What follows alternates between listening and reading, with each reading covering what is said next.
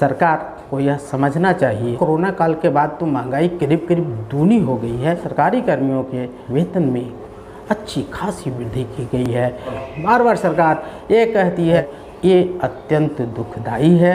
केंद्र के नियत 4,500 रुपये के अलावे अन्य राज्यों में सेविका सहायिका वाहनों को सरकार अपने तरफ से अच्छी खासी रकम दे रही है। हम सभी जानते हैं कि सेविका सहायिका वाहनों का हड़ताल 29 सितंबर से आरंभ हुआ था और अभी भी कई परियोजनाओं में जारी है। कई परियोजनाओं में वाहनों ने इस हड़ताल को समाप्त कर दिया है, परंतु यह न समझा जाए कि वाहनों ने अपनी मर्जी से हड़ताल को समाप्त किया है, वरन यह समझा जाए कि सरकारी दबाव, पदाधिकारियों के द्वारा चयन मुक्ति का जो भय दिखाया जा रहा था, उसको न सहन करने वाली सेविका सहायिका वाहनों ने हड़ताल से अपनी वापसी की है और अपना योगदान परियोजना कार्यालय को दिया है। परंतु सरकार को यह समझना चाहिए कि जिन मांगों को लेकर बहनें हड़ताल पर गई थी, उन मांगों में जो सबसे महत्वपूर्ण मांग उनकी थी वो मानदेय वृद्धि को लेकर थी। और सच है कि आज के समय में जितनी महंगाई और कोरोना काल के बाद तो महंगाई करीब करीब दूनी हो गई है, इस दौरान वाहनों के मानदेय में कोई वृद्धि नहीं की गई है, जबकि अन्य सरकारी कर्मियों के, अधिकारियों के, पदाधिकारियों के वेतन में अच्छी खासी वृद्धि की गई है। बार बार सरकार ये कहती है, सरकार और सरकार के लोग कहते हैं कि केंद्र प्रायोजित योजना होने के कारण हम यहाँ वृद्धि नहीं कर पाएंगे, जबकि अपने कर्मियों के लिए सरकार समय समय पर वृद्धि की घोषणा करती रही है। ये अत्यंत दुखदायी है, जबकि सरकार को भी पता है कि केंद्र के नियत 4,500 रुपये के अलावे अन्य राज्यों में सेविका सहायिका वाहनों को सरकार अपने तरफ से अच्छी खासी रकम दे रही है।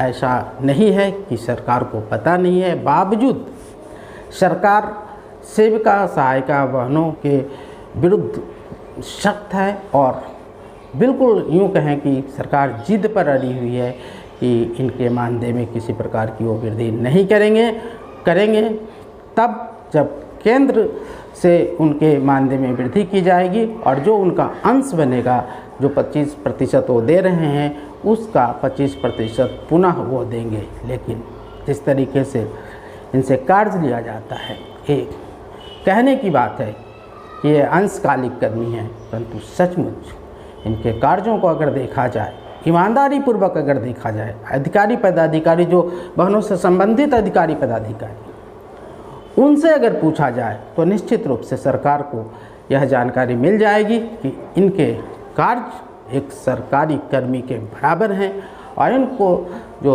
मानदेय प्राप्त है वो मानदेय किसी भी प्रकार से एक परिवार के महीने भर के गुजारा के लिए पर्याप्त नहीं है। ऐसे में जब बहनें अपने मानदेय में वृद्धि की मांग को लेकर आंदोलन करती हैं, पटना में धरना प्रदर्शन करती हैं, उनके ऊपर पुलिस के द्वारा लाठीचार्ज किया जाता है, तरह तरह से उन्हें प्रताड़ित किया जाता है, बहनों को करंट भी लगा है, बहनों के ऊपर गंदे जल का छिड़काव भी किया गया है। ये सभी बहनों ने बताया है जब उनके साथ ये सब हो रहा था।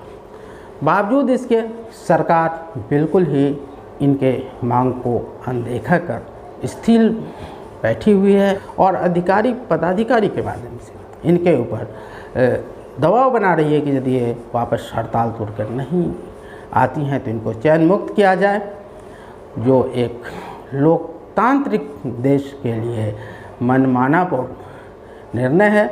चूँकि बहनें सरकारी कामों से जुड़ी हैं तो उनको उचित मानदेय मिले, ये सरकार का कर्तव्य बनता है कि इस पर सही विचार कर सही निर्णय लिया जाए। लेकिन सरकार बिल्कुल जिद पर अड़ी है, इसलिए कई जगह बहनें अभी भी हड़ताल पर बनी हुई हैं। पश्चिम चंपारण की बहनें हड़ताल पर हैं, मधुबनी ज़िले की बहनें हड़ताल पर हैं, लखीसराय की बहनें हड़ताल पर हैं।